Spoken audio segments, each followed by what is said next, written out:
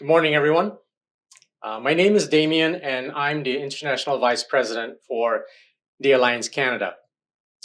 When VJ asked if I could speak this weekend, I was thrilled for the opportunity and privilege. And before I get into the topic of God's work around the world, specifically through the Alliance Canada, here's a little background on myself.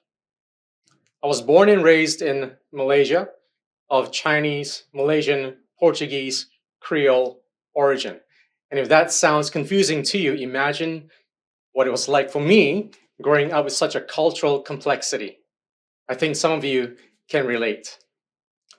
I moved to Canada as a first generation immigrant in 1992 as an 18-year-old. I spent the next 18 years of my life in the cities of Toronto, Kingston, Calgary, and Edmonton, completing an undergrad degree, meeting and marrying Darlene, welcoming two children, Eden and Katya, attending seminary and pastoring for 4 years. In that time, we were blessed to have been part of several Alliance churches. And then in 2011, we were deployed to the Middle East, where we served as Alliance international workers for a decade until July 2021. And on March 1st, 2022, I started my current role serving the Alliance Canada's international workers and overseeing all of our global work. Now, my talk this morning will have two parts to it. The first part is an overview of global Christianity and God's work through international workers of the Alliance Canada. The second part is a snapshot of my journey into this work, some principles that you may find helpful, and some next steps you can take. Let's start. This is a picture from our trip to Ukraine last year. They were painting on bombed out cars, turning scenes of despair and destruction into something new. In the face of death, subversive hope. Now, as a movement, this is the posture we are aiming for. We want to go to the places that are hard to get to, where life is difficult, and share the hope of Jesus and bring transformational work wherever we go. The Well Church. You are a part of the Alliance Canada. This is our vision prayer. Oh God, with all our hearts, we long for you. Come, transform us to be Christ-centered, Spirit-empowered, mission-focused people, multiplying disciples everywhere. You are one of 450 Alliance churches in Canada. And your generosity equips and sustains our ministries, our workers, and collective efforts to share the gospel and multiply disciples everywhere, especially with people who don't know who Jesus is.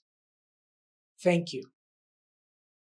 And God continues to lead our international engagements in the face of the following factors. Of the world's total population of 8 billion, 3.4 billion, 42% have no exposure to the good news of Jesus Christ. And researchers would say Buddhists and Hindus and Muslims have relatively little contact with Christians. In each case, 86% or more of these religionists globally do not personally know a Christian. There is least personal contact in overwhelmingly Muslim majority countries. Only 10% of individuals in the Middle East and 11% in North Africa are thought to have personal contact with a Christian.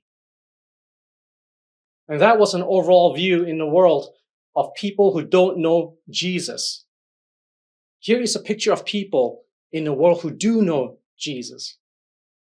In the year 1900, 82% of the world's Christians were in the global north, with 18% in the global south. By 2020, 67% of the world's Christians were in the global south, also known today as the majority world, with only 33% in North America and Europe. The world has changed. And our missiology, the way we do missions, has to address the fact that the church in the global south is growing at a pace that surpasses the global north. How do we partner and mobilize our brothers and sisters in the global south to take the gospel to the hard and dark places? And here are some facts on global poverty.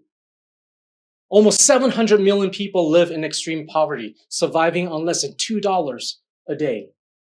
Women, children, and youth account for the majority of the world's poor. Poverty is on the rise as global regions destabilize. It is a fact that the regions with the world's poorest people are also countries and nations whose majority populations do not know who Jesus is. 1.3 billion people, of which 644 million are children in 107 countries, lives in multi-dimensional poverty. Most of them in sub-Saharan Africa and South Asia. That's 22% of the world's population. Now let's talk about global persecution. In 2023, over 365 million Christians were living in places where they experienced high levels of persecution and discrimination. And these stats are tragic. Can you imagine trying to come to church today only to be greeted by an angry mob that beats you and your whole family? That's a global reality that we don't have to face or think much about over here. I was at a church gathering in the Middle East last year where the preacher was released from prison for the 4th time. And his sermon was on how to prepare yourself and your family, not if, but for when you're in prison and tortured for Christ. The kind of scripture to memorize, worship songs that you can have thinking about. I can promise you that in many regimes, these numbers are vastly underreported. And I've been privileged to gather with persecuted believers in various parts of the world. And most of these gatherings would be dwarfed by the size of the well. In these countries, our brothers and sisters fight for their lives to attend a weekly or bi-weekly gathering. And the well is my home church. And because of my work, sometimes I can only be here 1 to 2 weekends a month. And I might get back late on a Saturday night or early Sunday morning, totally jet lagged. And I've been asked, "What are you doing here, Damien? Didn't you just get back? Don't you need to rest?" And my response has always been, there's no place I'd rather be on a Sunday morning. The physical, communal gathering of God's people where we worship and pray and eat and laugh and cry together is a space where eternity and the present meet. And unlike our fellow brothers and sisters under oppressive regimes, we have the privilege of gathering without any threat to our safety. And I don't ever want to take that for granted. Let me also say that just like the well, the future of the church in these regimes, in these countries, it's in good hands. I had the opportunity to interview a 16-year-old girl in the Middle East where local Christians are severely persecuted. And at the end of the formal interview, I just asked her 3 personal questions. The first one I said, "What would you like to do when you grow up?" And she said, "I'd like to be a worship leader, to compose songs in the local dialect and musicology of my people, and not keep singing Hillsong United that has been translated into Arabic." I then asked her the second question. I said, so many local converts are moving to Europe and England and Germany, Switzerland to flee persecution. I said, don't you want to move there as well? And she said, Damien, if we all move, what hope is there for my country? The only hope for my country is the gospel, not the UN or money or feeding programs. She says, Jesus is our only hope. And then finally, I asked the third question. I said, are you not afraid that the extremists will kill you? To which she responded without hesitation. She said, Damien, I was already dead. Now I'm alive. What can they do to me? The World Watch List creates an annual report on the global persecution of Christians, ranking the top 50 countries where Christians are persecuted for their faith. And we have deployed international workers among most people groups who are largely Muslim, Hindu, or Buddhists. They serve in 30% of the most dangerous countries in the world to be a Christian. And our international workers serve in 33 countries, 16 of which are creative access nations, countries where gospel proclamation and following Jesus is either restrictive, illegal, or dangerous. And from the very inception of the Christian and Missionary Alliance, our movement was founded along the lines of going to the hard and dark places. Romans 15:20 says, "It has always been my ambition to preach the gospel where Christ was not known, so that I would not be building on someone else's foundation." And A.B. Simpson, the founder of a denomination, paraphrased the above scriptures when he said, "Our movement stands for a commitment to reach the most neglected field, to avoid the beaten tracks of other laborers, to press on to the regions beyond, to preach the gospel where Christ has not been named." So, what do Alliance Canada international workers do in some of these countries? Our church development strategy seeks to establish, grow, and strengthen reproducing faith communities among those with little or no access to the message of Jesus. In relief and development, we participate in God's mission of holistic transformation. We proclaim and demonstrate the gospel as we walk with the poor and vulnerable and address short-term crisis and long-term needs. And your partnership through the Global Advance Fund is what enables ministries in Southeast Asia like this to continue to bear fruit. These children, I met them, they were rescued from sexual exploitation because our workers in a Southeast Asian country gave their parents a safe place to live and work.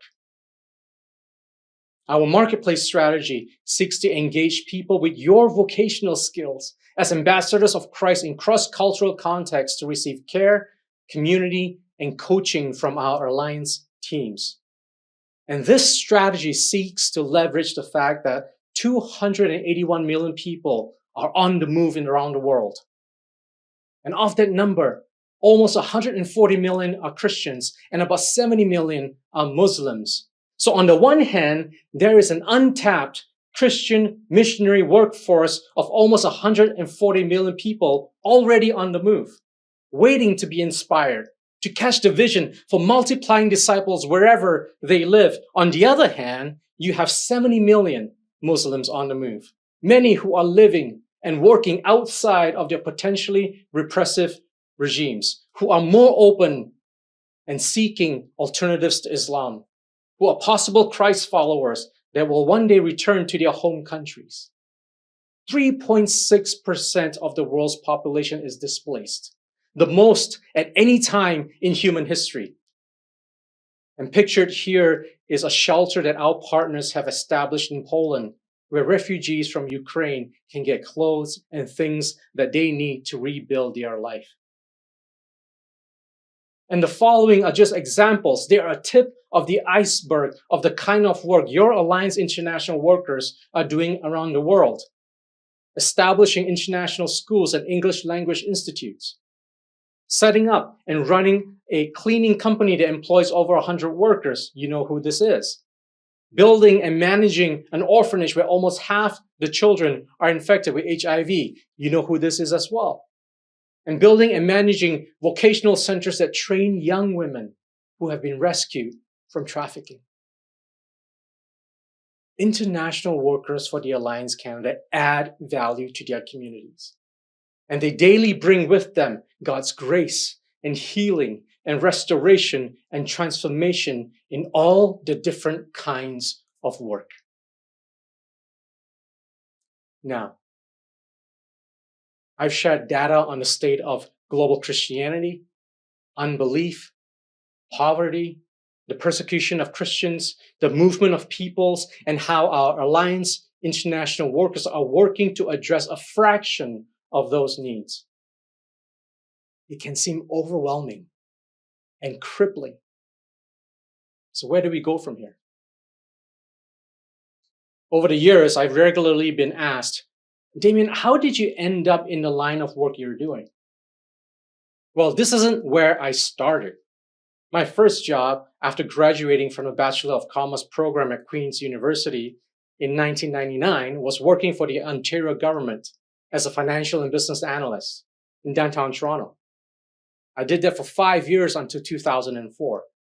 And then I attended seminary full-time for 3 years in Calgary until 2007, training to be a pastor. I then pastored in Edmonton for 4 years until 2011. And after that, Darlene and I worked as Alliance International Workers for 10 years, 2011 to 2021. And then I took on my current role, which I've been in for 3 years now. 27 years, 5 different kinds of work that has led me to witness and play a small part in God's incredible, transforming, innovative, creative work all over the world.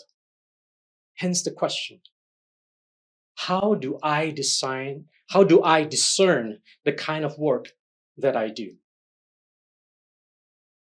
Now, one of my greatest motivations for discerning the kind of work I do is rooted in Ephesians 4:12, where it says, He, God, creates each of us by Jesus Christ to join Him in the work that He does, the good work He has gotten ready for us to do, work we had better be doing.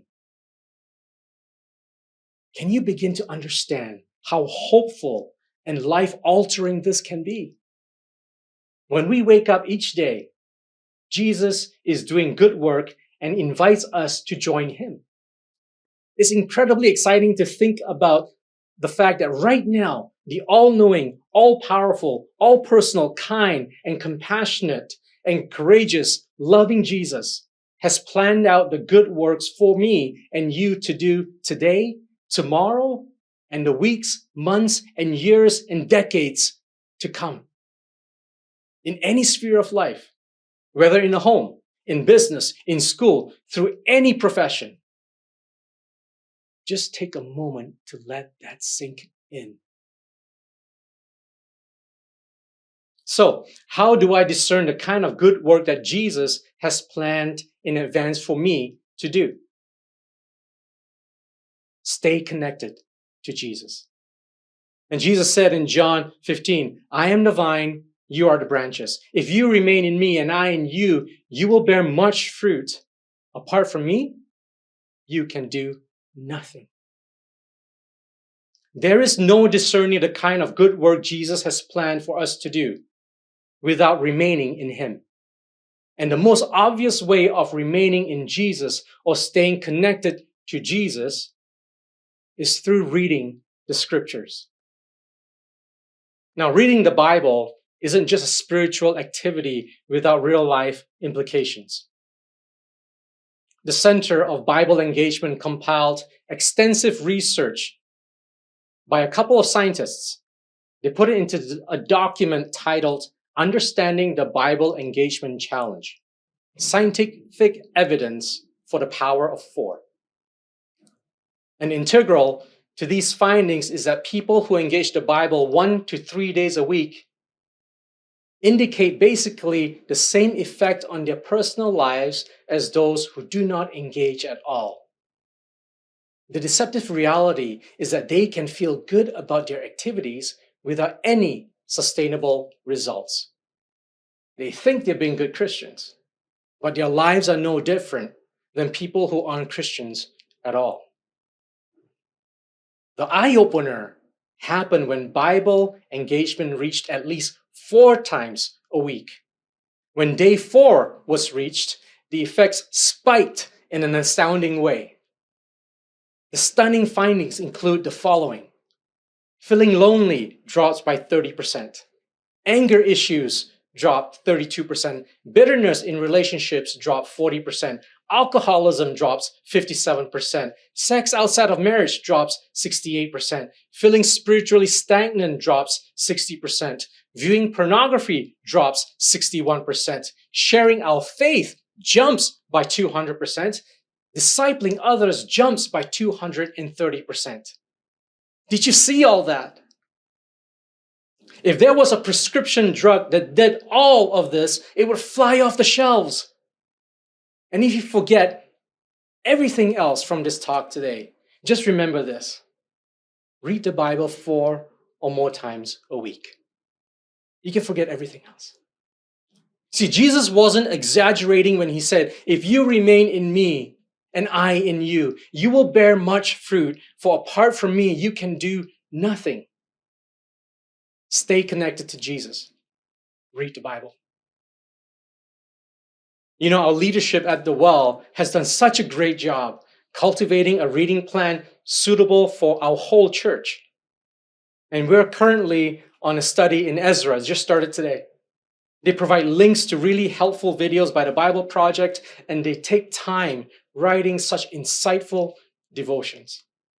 Anywhere I am in the world, I love knowing that I'm reading the Bible along with my whole church family. And this brings me to my next point of how do I discern the kind of good work that Jesus has planned in advance for me to do. Stay connected to a church community. Now, I'm not going to rehash all the great teaching that we went through during the Why Church series last year. I would highly recommend that you review some of the teachings on that series. The reasons I have stayed connected to community as I have discerned the good work God has prepared for me to do is twofold. Firstly, I stand on the shoulders of men and women who have gone before me. They are far wiser with more life experience. I can learn both from their successes and their mistakes.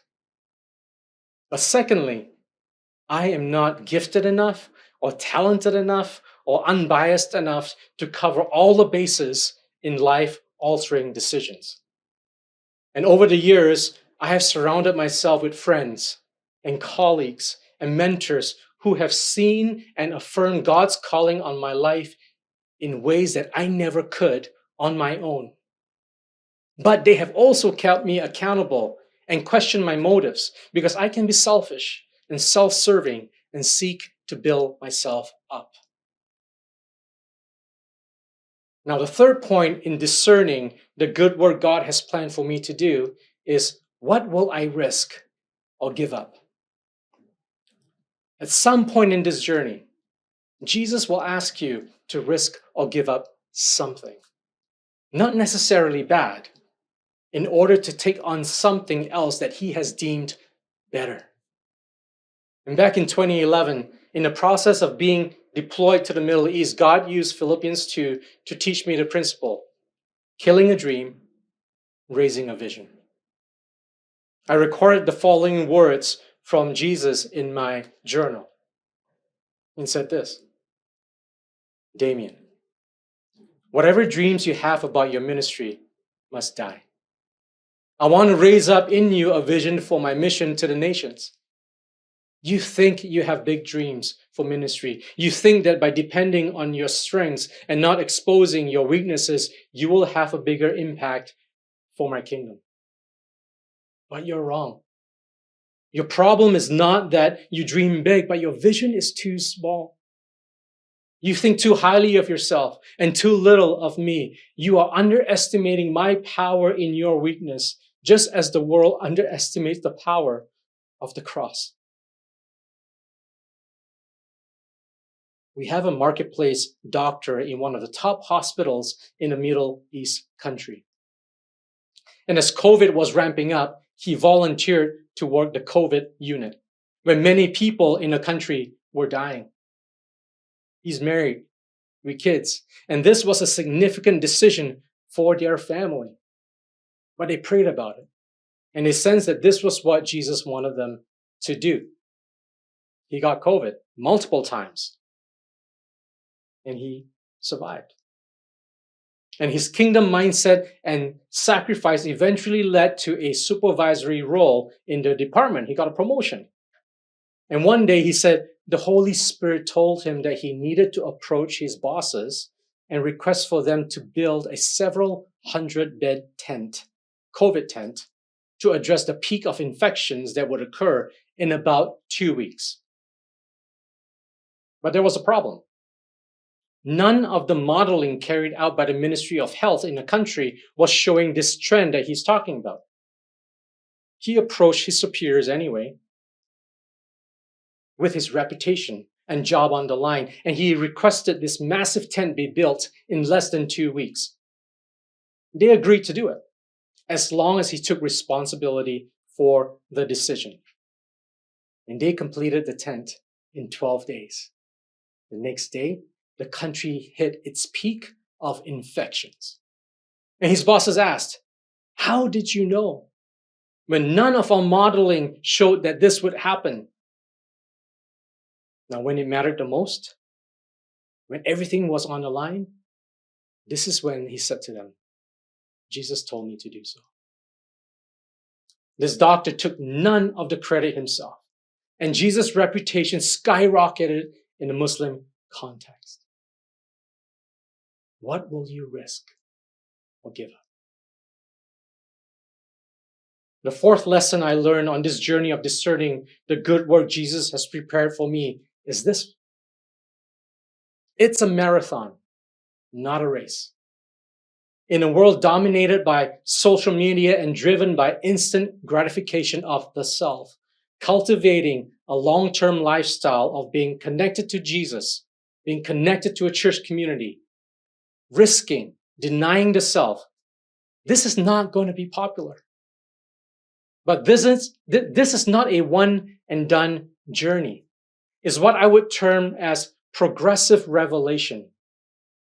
When it comes to our life's good work, Jesus isn't going to reveal it 5 steps or 5 years at a time. I'm not so sure many of us would take that first step if he did. The next step is revealed only after we have exercised faith for the previous step. And sometimes years can go by in between steps. Think about this. 25 years passed between the time Abraham received God's promise and the birth of Isaac. 420 years passed between the Old Testament, the last Old Testament prophet Malachi, and the arrival of Jesus. And from the time that Darlene and I first began exploring international work until our deployment overseas was actually 10 years. I'm hoping you will find these steps helpful in discerning the good work Jesus has prepared for you to do. And to conclude this morning, I'd like to take us back to the February 5th devotional on Esther that was written by Tony, our Bolton site pastor. The devotion in today's reading was appropriate in calling us to think about our own places of work and how we may be in the positions we are in for such a time as this. But let's add on to that this is perhaps especially true for those of us who may feel like our roles, our jobs, our positions don't carry a lot of influence. Take a moment with Jesus and ask him to show you your sphere of influence at your workplace, whether big or small. Ask him to show you what unique role of leadership he is calling you into and perhaps placing you where you are for such a time as this. Is there a priestly role he has for you to encourage others around you spiritually? Is there a political role he has for you to lead and influence change in how things work?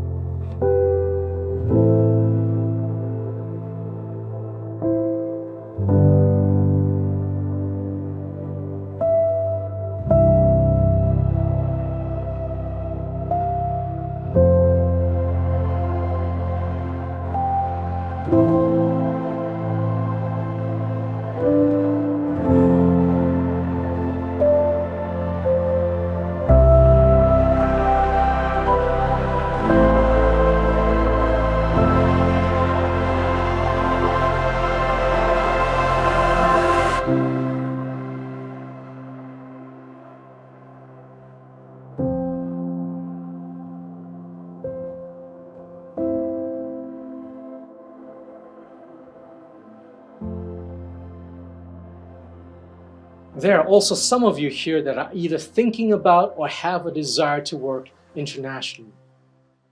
Your soul was moved or your heart was set aflame when I shared about the state of the world and God's work through our international workers. And your next step might be an international trip or even explore the options of international work with the Alliance Canada, I would encourage you to visit this site.